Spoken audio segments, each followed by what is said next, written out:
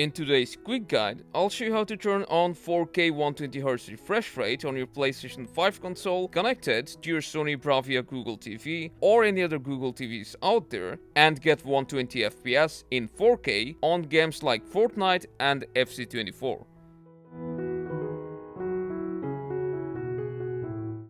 First of all, we'll need to turn on 120 FPS on our PS5. To do that, go to Settings, then Screen and Video, then go to Video Output.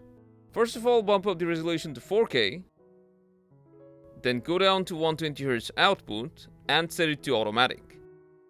But note that your TV panel should also be 120 FPS so that you can notice the difference. On Google TVs, you can find that settings in Channels and Inputs, then External Inputs, then in HDMI signal format. Select the HDMI port that your PS5 is connected to and check if you have any options to enable 120Hz.